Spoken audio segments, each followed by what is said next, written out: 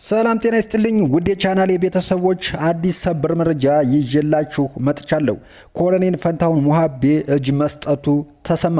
ዛሬ ጥር 4 2018 ዓመተ ምህረት ኮሎኔል ፈንታሁን ሙሃቤ ለሀገር መከላከያ ሰራዊት እጁን በሰላም መስጠቱ ተሰምቷል። ዝርዝር መረጃውን ይዤላችሁ መጥቻለሁ። እንዲሁም ሌሎች ዝርዝር መረጃዎችም አሉኝ። አብራችሁኝ ቆዩ።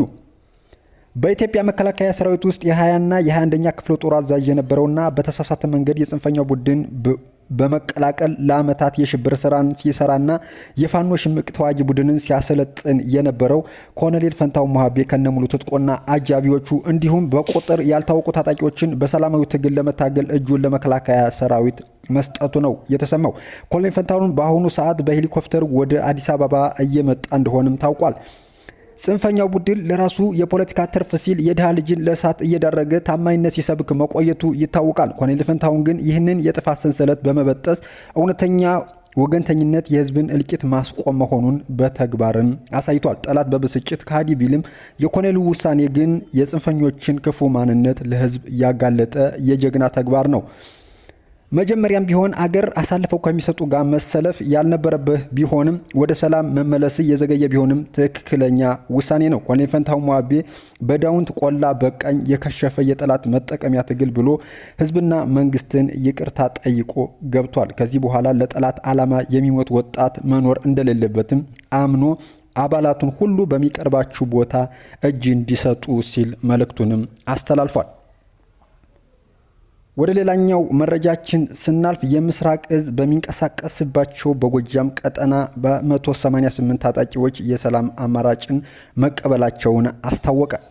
በሀገር መከላከያ ሰራዊት የምስራቅ እዝና የአማራ ክልል የጸጥታ ኃይል በምዕራብ በሰሜን ጎጃምና በአዊ ብሔረሰብ አስተዳደር ባደረጉት ጠንካራ ስምሪት በታጣቂዎቹ እርምጃ መውሰዳቸው ተመላክቷል። እርምጃ ከተወሰደባቸው ባሻገር 188 ታጣቂዎች የሰላም አማራጭን መቀበላቸው ተገልጿል። ታጣቂዎቹ የግልና የቡድን መሳሪያቸውን በመያዝ ነው የሰላምን አማራጭ የተቀበሉት። የሰላምን አማራጭ የተቀበሉት ታጣቂዎች የበደልነው ህዝብ በልማትና በጸጥታ ማስከበር በመሳተፍ ለመካስ ተዘጋጅተናልም ብለዋል። የህዝብን ጥያቄ የሚመልስ መስሎን ነፍጥ አንስተን ጫካ ብንገባም ሐቁ ግን ትግሉ ዓላማ ስቶ የግለሰቦች ሀብት ማካበቻ ሆኗል ነው ያሉት። እውነታው ዘግይቶ ቢሆንም ስለገባን የመንግስትን የሰላም ጥሪ ተቀብለንም ገብተናል ብለዋል። ታጣቂ ቡድኑ የወንጀለኞች ስብስብ መሆኑንም ገልጸዋል።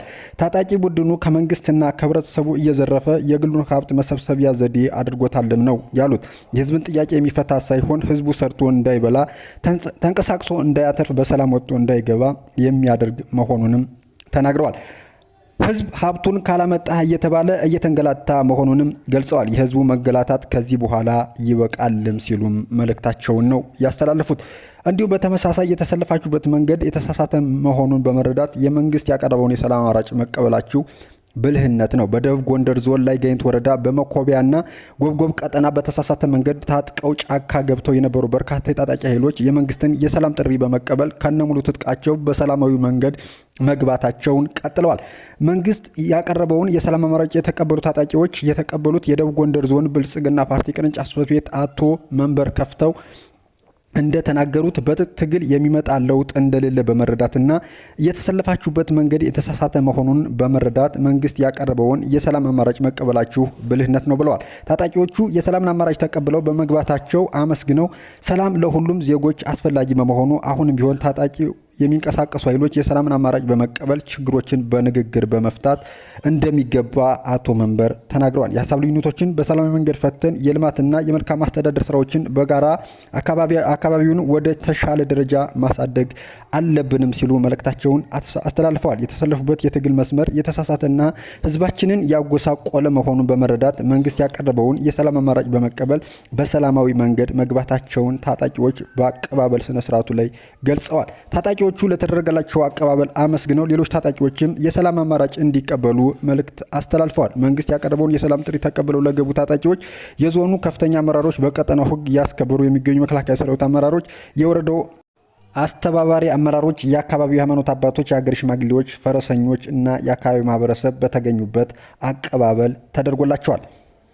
ውድ የቻናሌ ቤተሰቦች ለሰዓቱ ይዤላችሁ የመጣሁት መረጃ ይህን ይመስላል። በሌሎች አዳዲስ መረጃዎች መመለስ ነው የሚሆነው። እስከዚያው ግን ላይክና ሼር እያደረጋችሁ እንዲሁም አዳዲስ የሆናችሁ ቻናሌን ሰብስክራይብ እያደረጋችሁ ቤተሰብ እንድትሆኑ ስል በአክብሮት ጠይቃለሁ። መልካም ጊዜ